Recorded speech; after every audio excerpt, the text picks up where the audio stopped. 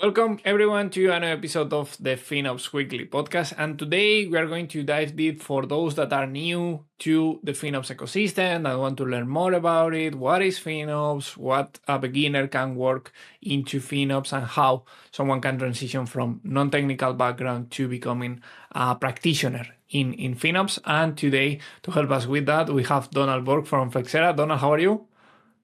I'm good, Victor. Thanks for having me. It's a pleasure. So Donald is a fellow creator as well. He has his channel, Finance for Finance, so where he can, help people to dive into these topics. And today, we are going to bring like knowledge to people that are beginning on this. So, Donald, to start with maybe a simple question is what's the knowledge that someone that comes from a non-technical background has to have regarding the cloud, especially and now regarding IT, to become a finance practitioner? Yeah, it's quite difficult because it's such an abstract concept, the cloud. Mhm. Especially if you're coming from traditional finance or FP&A, you're used to you buy a widget for X and you sell it for Y, whereas the cloud, it's a load of services cobbled together to deliver an application. So I think that's one of the hardest things to kind of grasp your get your head around initially. But the level of knowledge that you need would kind of depend on the kind of role that you're looking for. And it's quite daunting at the start. Like I know initially, even trying to map that Azure was Microsoft's cloud and things like that. And that's only 4 or 5 years ago when I started. Like I didn't. It's not intuitive to someone who's not in this world all the time. So it's being kind of comfortable with not knowing a whole pile at the beginning and knowing that you just put those learning building blocks one at a time and you build on top of those. Um, Yeah. yeah, one thing that helped me a lot is there's a podcast called the Cloudcast Basics. And what those guys do is they break down the concepts of computing to their base levels. I found because I'd be more of a podcast listener than like on YouTube and stuff like that, and just out for a run or whatever, it's a really good one to just listen to get an understanding of what the concepts are initially, and then from there you could maybe look at I suppose the cloud providers training that they have. So the services will be called something different, but they all do the same thing.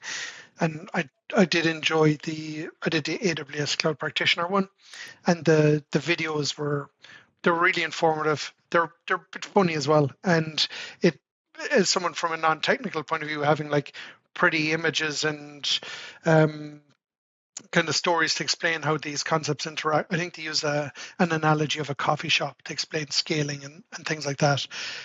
That helped me a lot in understanding how the concepts hang together, and they're free. All that stuff is free, so that's definitely where if you're looking to establish your cloud knowledge, that's a decent place to start.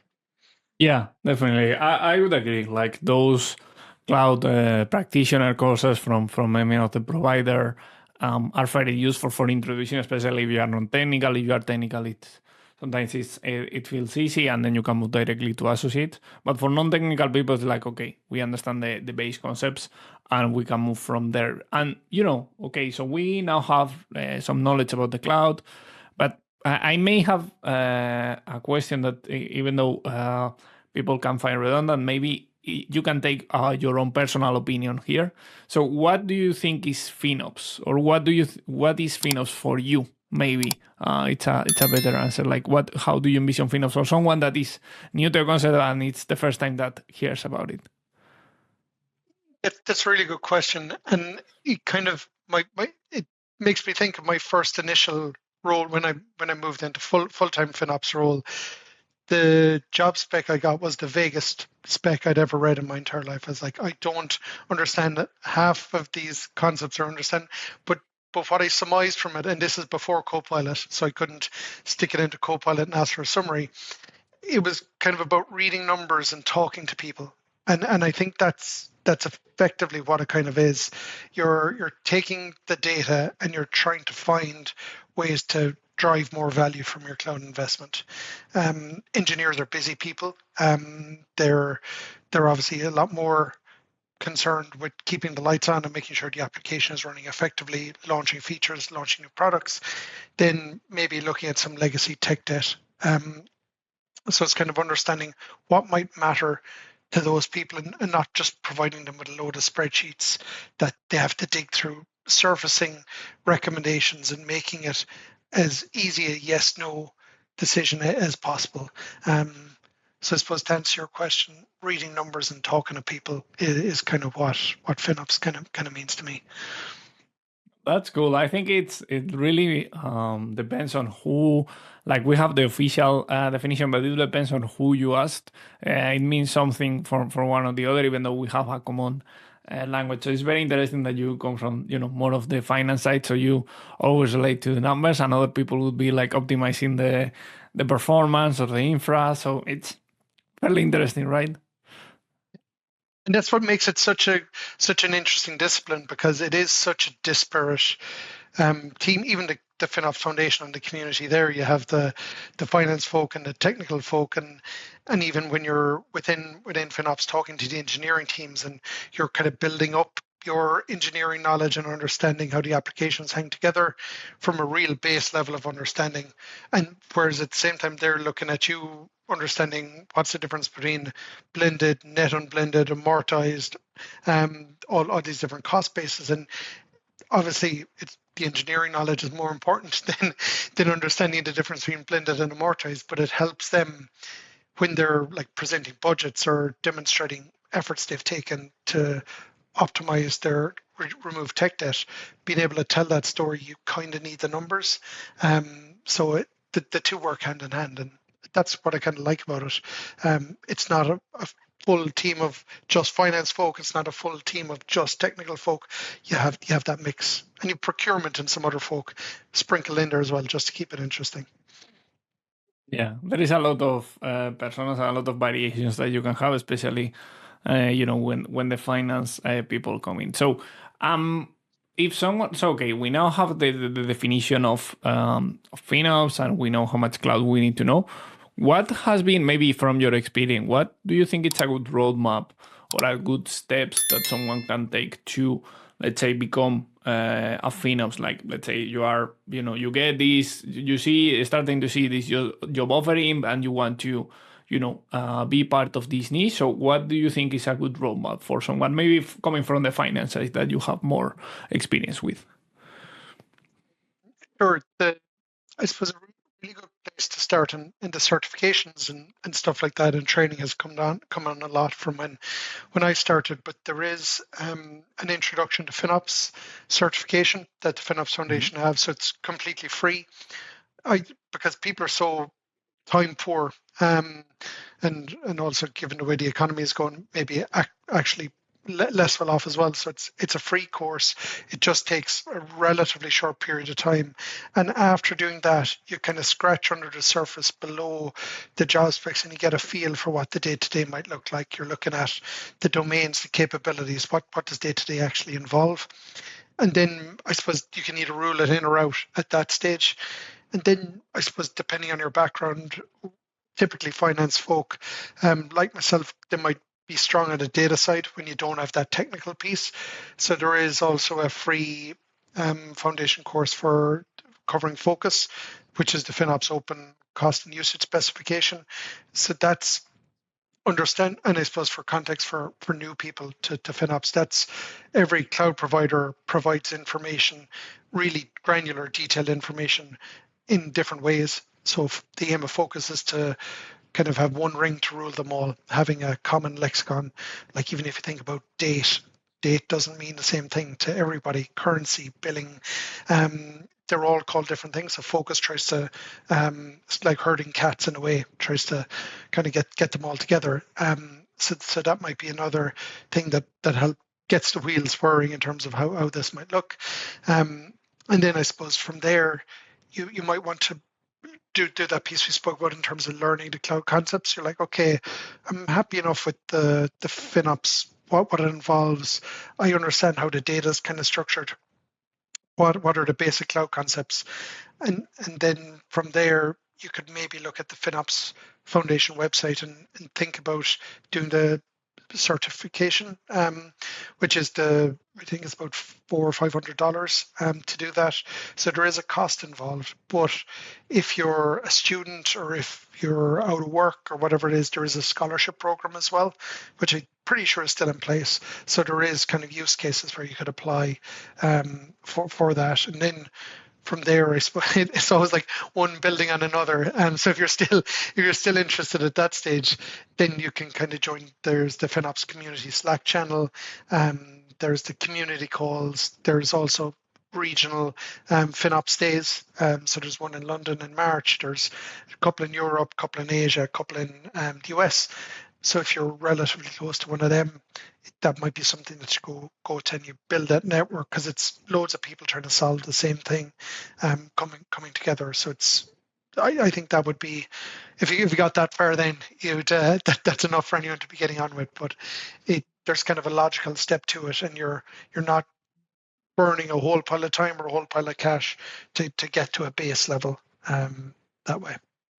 Yeah, definitely. I totally agree, and that's something that we are trying to do as well in the weekly community with the with the Slack, with the regional initiatives and the courses. Even though the courses, I think, from our side are more advanced and more technical, we are going to start like seeing how we can help more beginners and help people get introduced to that in the future. But I hope we can become better on that side. And you brought like fairly good list of things that you need to do and the roadmap that you need to follow. So definitely, if someone is interested, it should take notes on that. So so we now have like the roadmap, and we need to know what we want to do. But let's say we are now in the role, we are now starting to do these FinOps.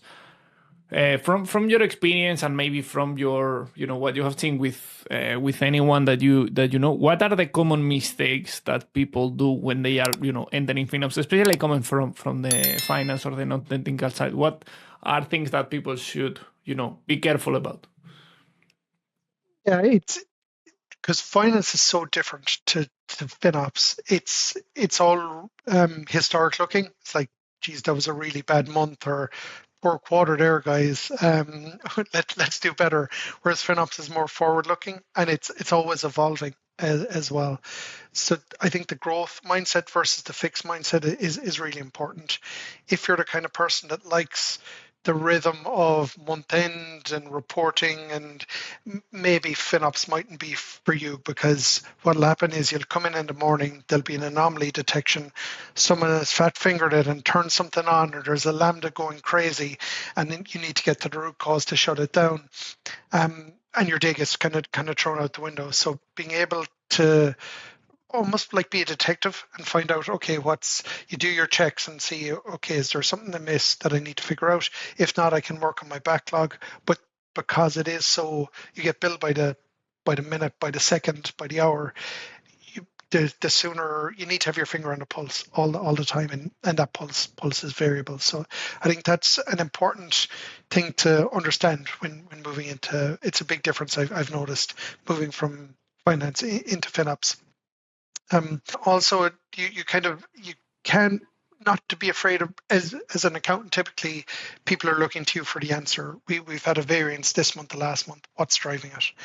Whereas in FinOps, especially from a non-technical background, you're going to engineers to understand why an application is behaving in a certain way. Why is my unit economics spiking? Why is there some variability there? And you won't have all the answers, and you have to kind of lead with an element of vulnerability in terms of, I can kind of see this is happening, and do some initial investigation work. I see where the spike, the variability is, but could you help me understand why this is happening? Is it business critical? Is this VM oversized for a reason? Do you need that burst capacity? And kind of leading with that element of vulnerability in terms of you don't have the answers anymore, someone else does. But from my experience, engineers are really happy to, once you've done the initial digging yourself, you're not just like, oh, this is up and you tell me why. Once you try and meet them halfway, you'll help build. So that piece is an important one. And the other one is like, don't boil the ocean. The cloud is, and the amount of services there are absolutely massive. So you're not going to know it all day one. I typically advise to follow the Pareto principle of 80-20. So 20% of the services will cover 80% of your cost, or where your influence needs to be. So start at the top. It's probably going to be compute, storage, maybe databases. So understanding how those services hang together, who are the main owners, what is it driving in terms of the application, what are the levers you can pull. So start to break it. It's kind of like what is it? How do you eat an elephant? One bite at a time. So just taking those kind of small chunks and just building on that, rather than trying to rush in and say, okay, I have to learn it all first before I come to anyone with anything, because time is money. So the sooner you're in there and kind of getting your hands dirty, that's when the learning really starts. Yeah. Well, of course, like there's nothing better than hands-on learning. But you also share one thing that, especially with the cloud, you need to try to learn everything at the beginning, and it can feel super overwhelming. And it's better that you specialize and one thing at a time. Then move from the services that are more used to then other things that are less used, and then focus on what you normally are using. Like you don't have to learn at all, because there are new updates every week, there are new services every year, and there are more than 200 services that you need to master for provider. So it makes it like really, really difficult to handle. And maybe now that you are more experienced in FinOps, if you would like to hire someone, let's say from your team, what qualities or what skills should this person have? So because maybe someone is thinking, okay, I want to do FinOps, but I need to learn a lot. I don't know if it's going to be something that I want to do in the future. So what qualities do you think make a good FinOps, especially for, from the finance or the non-technical side? I'd be a big Ted Lasso fan, and he's got a great quote, and it's like, be curious. So I think that's an important element of it. It kind of harks back to that growth mindset piece. It's not, you're willing to kind of follow the story to understand why something is the way it is.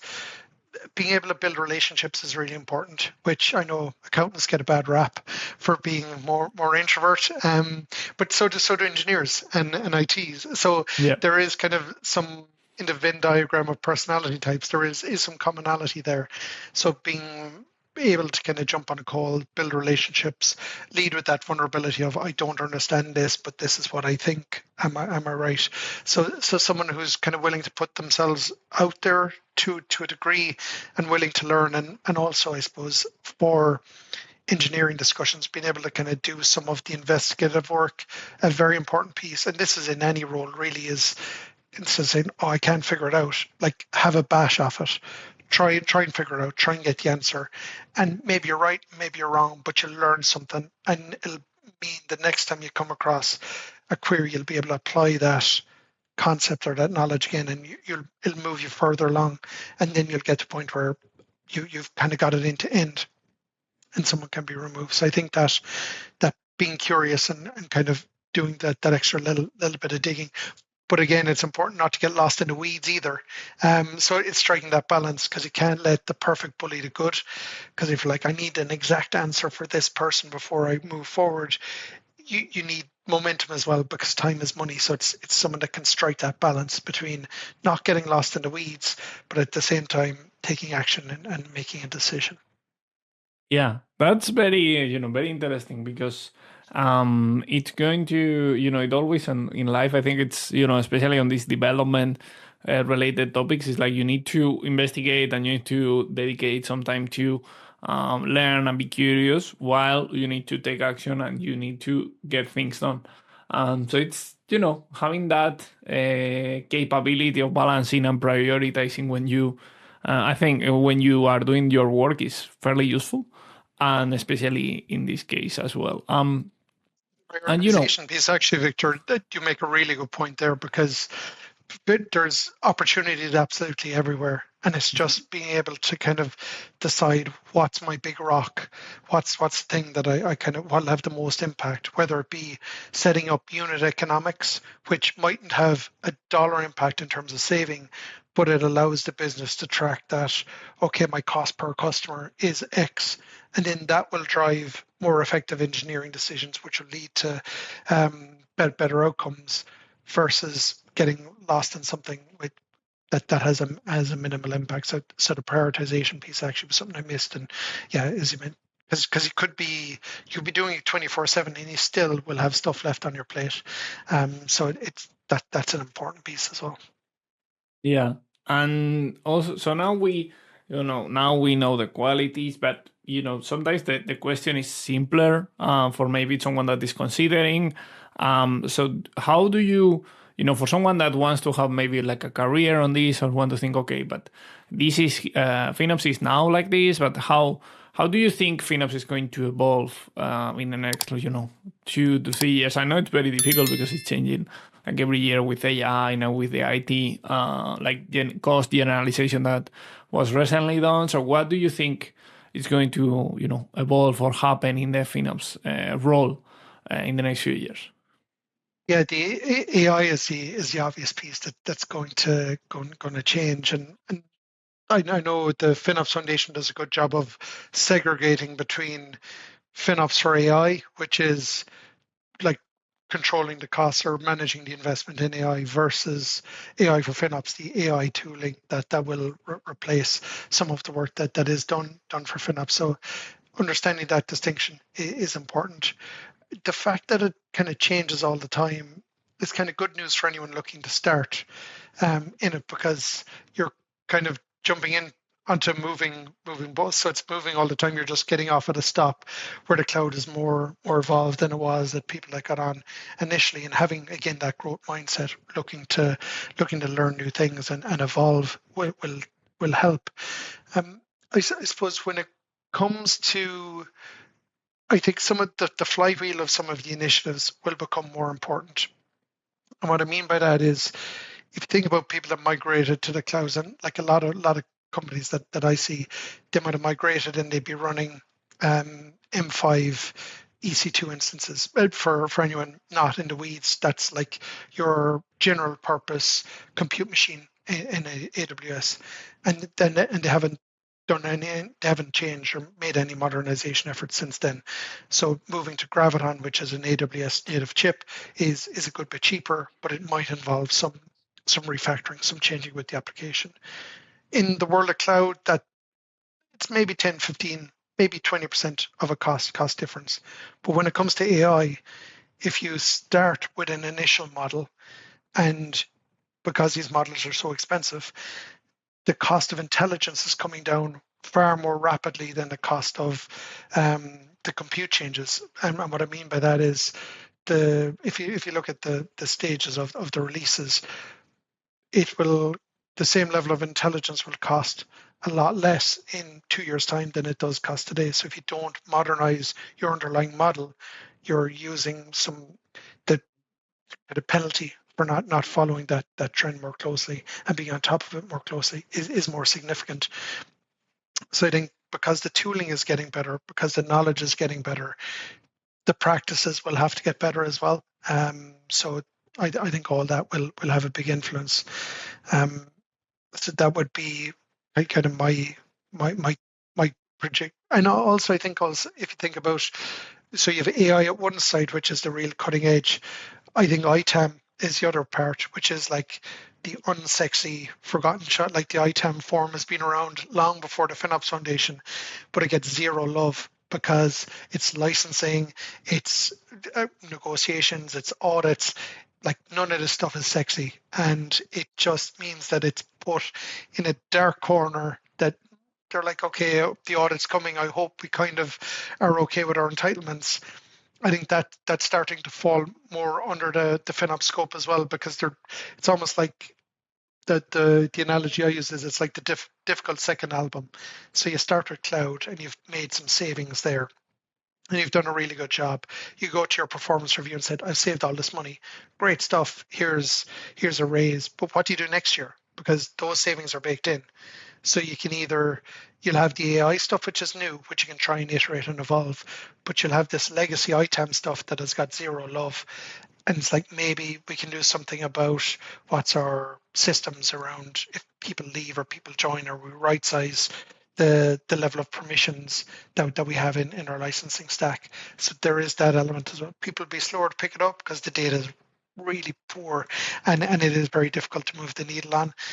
But that might be another element that if someone was kind of looking to get started, it's a bit of a differentiator because no one wants to do it.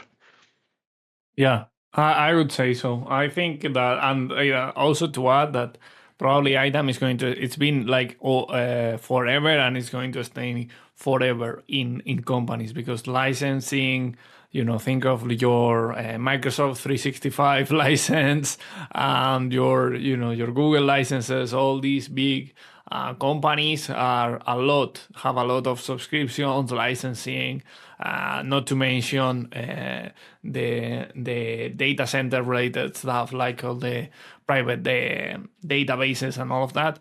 So it's going to be forever. There are critical workloads going on in those license systems. There are daily workflows going on in those systems that before AI was happening. After AI, if there is an error on that, it will happen.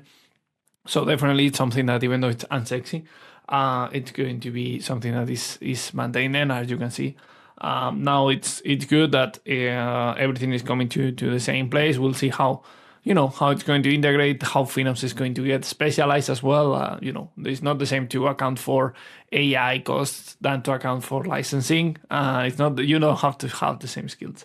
And, And I was listening to a podcast, and they made a really good point. They're like, AI might be eating the world, but in 3 or 5 years' time, do you still think if you're doing a performance review, you'll probably still do it in Workday? If you're doing CRM, you're probably still going to be using Salesforce. Like, as evolved as AI is going to get, you're probably still going to have these building blocks around the place, and you're still going to be paying for them. And it's kind of like with cloud engineers and database engineers. Everyone wants to do the new cool stuff. No one wants to do the old boring stuff, but the old boring stuff will end up costing you more and more money because less people will be looking at it. So that's a good differentiator for sure. Yeah, definitely. And for someone that has listened to us and today, what do you think is a good moment to enter into the FinOps space as a non-technical people, given all the updates and all the news about the AI and all the changes? Do you think it's a good moment for anyone coming from that background to start here if they want to?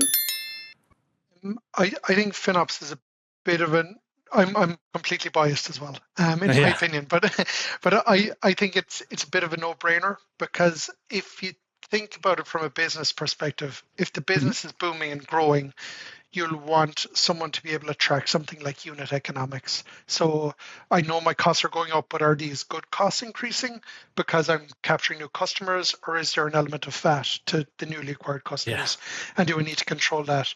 On the flip side, if your business is under pressure and you need to kind of reduce or optimize your cloud investment, well, you need a FinOps person for that as well. So in terms of the people the return on the investment of a FinOps person is significant, whichever way you cut it. So even if the economy is up or down, there is a way to justify the role. So for that reason, I think it's evolving all the time. So you're kind of in the tech space, but you're not a software engineer, who seem to be kind of at the vanguard of potential being replaced or being challenged for their role. But at the same time, you're kind of adjacent to these changes, and it's probably what modern or future. It's probably the most valuable finance kind of person that you're going to have in the future, as accountants also are probably at the other end. So software engineers at one end, but accounting at the other end is like accounting standards have been around for, I don't know, decades, hundreds of years. So all that can be also be put in AI. So if you're being squeezed from both sides, FinOps kind of sits in the middle. Would be my kind of take on it. Oh, that's a good take, and I think you're right. For me. It's also like whenever I saw the connection, like when I was standing in FinOps and I saw the connection to the business, and I started to see business terminology and finance terminology, I was saying like, okay, this is going to stick, and this is going to be a long-term run, and that's why I am fully invested into it with the content and with everything that I do. But also it's because if I wouldn't believe in that, I wouldn't be doing this. So definitely it's something that I totally agree with you, and it's whenever it's related to business and making money and not having better margins, having better results, it's a, as you said, a no-brainer. So I think that's a good way to end up. I think we provided like a full roadmap to everyone that wants to start in the FinOps and why you should be there and what's going to evolve. So thanks, Donald, for taking the time today. It's a pleasure to have you as always, and looking forward to chatting more in the future. And thanks for taking the time. No worries. Thanks, Victor. Appreciate it. Thank you, and see you in the next episode. Bye bye.